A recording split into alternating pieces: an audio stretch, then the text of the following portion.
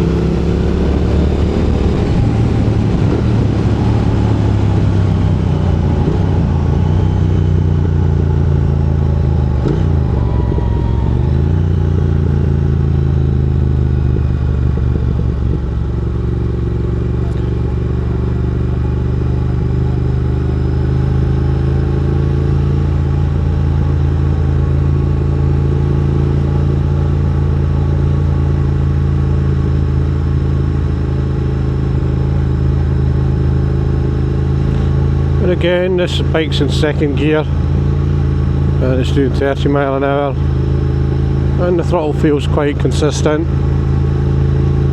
These things matter, you know, when you've got a bike that's quite jerky, it's never good fun when you get into the towns.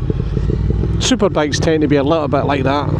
They hate towns, they want the open road. So they can be a bit temperamental when you take them into these kind of places where you have to slow down. Lovely sound out of those pipes. It's not over the top, but it's Vance and Hines pipes, and the cat's been removed. But they're not overly loud, but they're loud enough. They're just enjoyable. They remind me a little bit of the Tours that I used to have on my 900. They're maybe just a bit louder than that, but they're very, very sort of similar tones.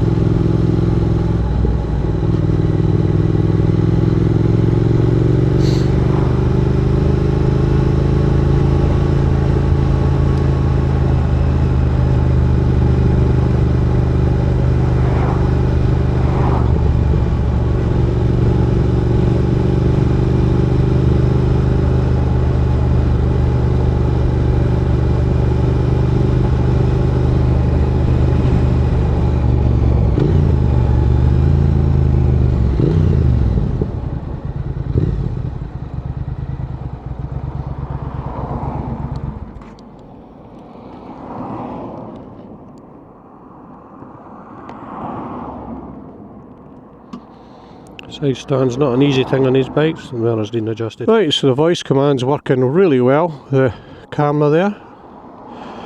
I really enjoyed that. I feel like, you know, I was born in 1964, so I was kind of, you know, a good bit outside the cafe racer environment, but my brother was in it. My brother's 16 years older than me. I sometimes feel like I must be a reincarnated 1950s, early 1960s cafe racer that met a nasty end. You know, I feel like this is my home. I just love these bikes. I love the styling. I love riding them. I feel, I don't know, there's a bare bones element to them that, I mean, this is a 1200cc bike. I mean, it's mental. It doesn't, you know, when you look at it, when you sit on it, when you move it around, it doesn't feel like a big bike to me. I know I've been used to a lot of big bikes. It feels quite small, and yet it's got this 1200 motor.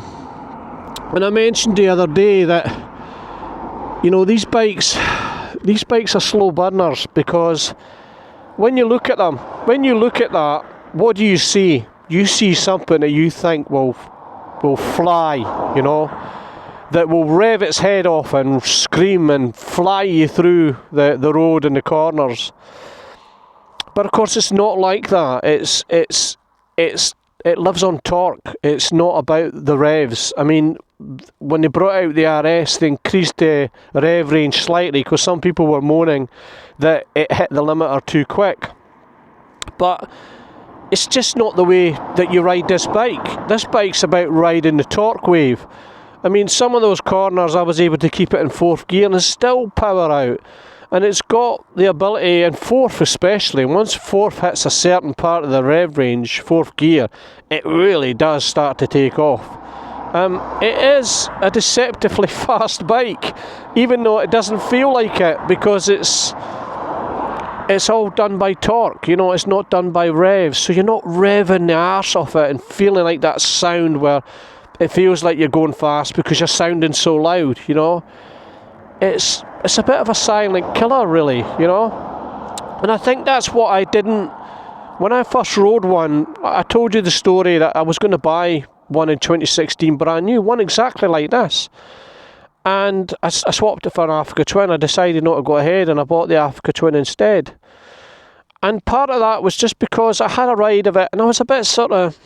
I don't know, a bit sort of disappointed. It wasn't what I expected. And I think what I expected...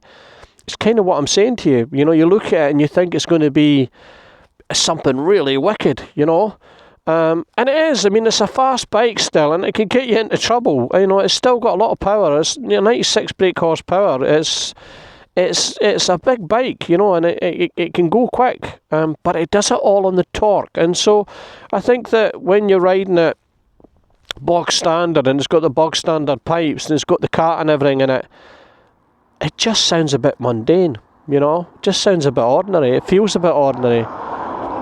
And you don't get it. You don't kind of get it. You don't get used to the riding style because it's just not what you expect. You know, when you look at it, you expect this rip-roaring twin screaming its head off, and it's exact opposite of that. It's everything that's opposite of the bikes it's trying to emulate, you know. But once you get used to that, and especially once you've got the nicer pipes and the nicer sound, it's wonderful. It is absolutely wonderful, and the way you ride it is quite relaxing. It's got an assisted clutch, so your clutch hand's looked after. Now I have got the Dolphin fairing kit for it, and I did get a black one because I couldn't find a red one. I said it in the other video, I think, you know, I looked at a second-hand one, but I was going to probably have to get that painted. And the person was just wanting too much for it. And I ended up finding, again, one in Triumph Direct, which is where I bought my heated seat for my Explorer 1200. And they got me one in black. And I got a good discount on it. So they're not cheap, but... you know, I just feel that it will finish the bike off. I love once it's got the Cafe Racer fairing on it, the Dolphin fairing, it really does look the dog's bollocks. And I think the black will complement it really well with the side panels. So I'm not going to get it painted. I did think I'll just buy any colour and get it painted red, but I've decided that the black's going to go on as it is because I think it will look quite good. So that's sort of what I was saying the other day. You know, when I had the 900 Thruxton, it was too bare bones. I mean, it was cheap suspension. It was, you know, the brakes weren't brilliant on it. It really was a kick back to the retro. It really was more retro than this is. It was more authentic than this is. And you could ride the skin off it and you really felt yourself having to work, get round corners. And when Triumph came out and brought out this Thruxton, or this range of 1200s, you know, the Bonnevals and the Bobbers and all those kind of things, I've got to admit that I did think, what the hell, water cooled, you know, what are they thinking, 1200cc. And then I felt it was all over the top, you know, the Olin suspension, you know, the Brembo brakes, all just seemed like, whoa, way too far the other way. And of course the price jumped up as well. But it is a gorgeous bit of kit, you know, and I think that, you know, it really has been kitted out for modern day use, and the riding style is different from what my brother would have had to done in the 60s. How he would have had to rode would be totally different to how I ride this. It is, you know, it's a mark of nostalgia, respect, if you like, for the bikes it's trying to emulate. It's a different type of bike for the bikes it's trying to emulate, but it's better for it, you know. And I said in the other video, if you had a time machine and took this back to the late 50s, 60s, you would be the king of the car park. There's no doubt about that. Fantastic bike, and it's beautiful. Look at it. It's God. It's just so beautiful. I hate to use the word and say it's sexy, but it is. It's just gorgeous. It's a wonderful bike. It really is. And I was lucky to find this one and get it at a really good price, and you know, really low mileage. Colour that I really always wanted was the red. And to get it all kitted out, you know, to get it all with the LED indicators, the tail tidy, the exhausts, you know, all that was a bonus, you know, a big bonus. But there you go. That's the story of the Thruxton. So let's get back, and hopefully I'm going to get enough time to do the third run. Probably going to have to change the battery in this, but that's fine. And the last one is a Harley. So I hope you've enjoyed that. If you've got any questions about the Thruxtons or any of the bikes, feel free to ask. I'm more than happy to talk about them. Oh, I love it. I just love it. I mean, the side stand is a nightmare to try and get out. As you can see, where is it? You look, where is it? There's a knob right there. It's right in there. It's a bit of a pain, but it's a very small pain. Oh, listen to it. It just feels like you're stepping back in time. I know that it's different from the bikes it's trying to emulate in many ways, but it still makes the point. Love it.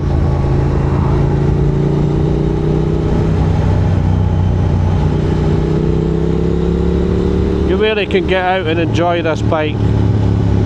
Really, really enjoy it. Just lovely for a bimbo.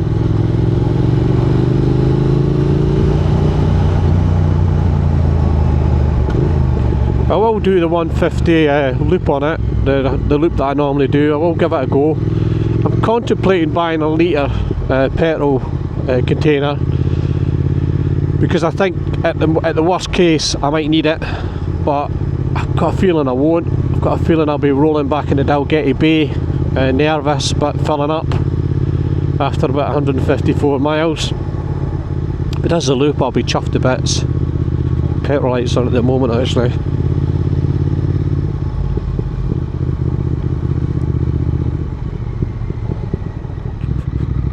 Lovely bit of kit. Lovely bit of kit. Like I say, you've just got to get used to how you ride it, and it's very much about the torque. And you know, like I say, that's great, right? For an older rider like me that doesn't want to be messing around with too many gears at times, and it's not the gears, it's the clutch hand. You know, I've had that damaged in the past, and it doesn't really play up now, but it just sometimes gives me a hint that it's still there. So the less that I have to work the clutch, for me personally, the better. But it also, you know, it kind of allows you to relax, because you don't need to be chopping around the gear change if you don't want to. If you just want to enjoy the corners, you could probably stick this bike in fourth on most roads and live with that all the way through your adventure of those corners, because it just is happy to live with the you know, available torque that you've got.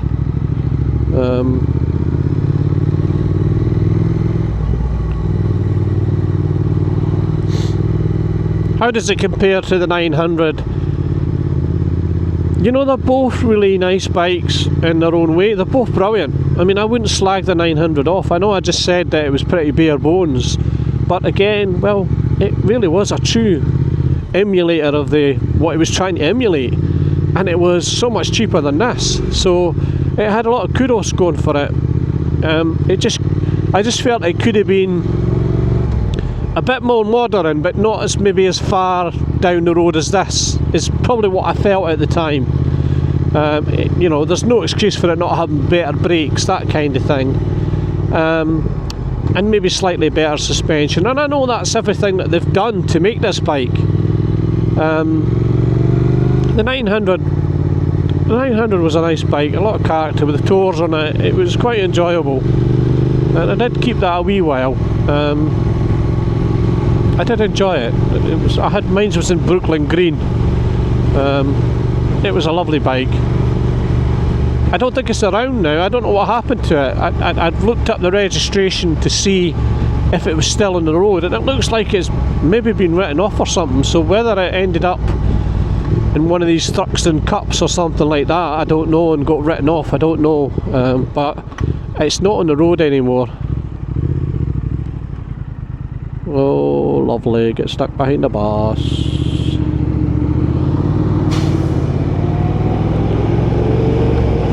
The roads are very busy. It is Sunday, of course, so the roads are quite busy. It's amazing how much busier it is now than when I first came out. When I first came out, there was a bit of traffic, but there's definitely a bit more now as the mornings rolled on towards midday.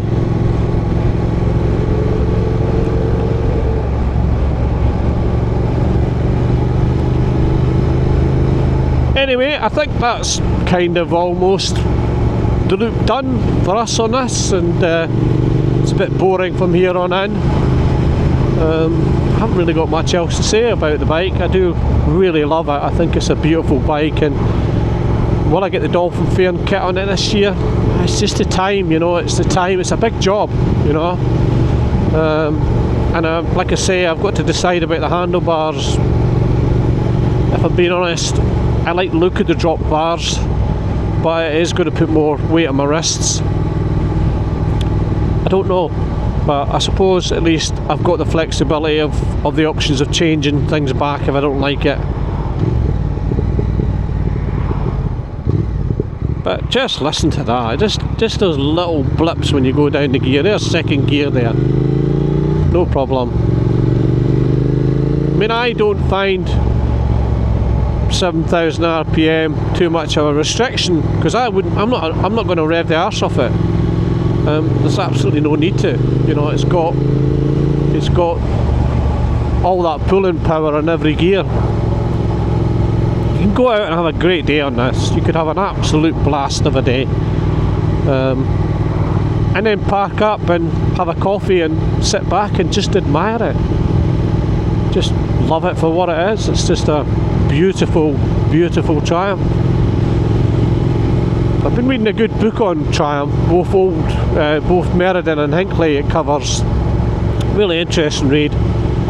As I said, I would like to do a wee bit of a history video, maybe on Triumph and Harley, and so I'm doing a wee bit of research just so that I've got some facts and figures. I'm not very good at remembering things like that, but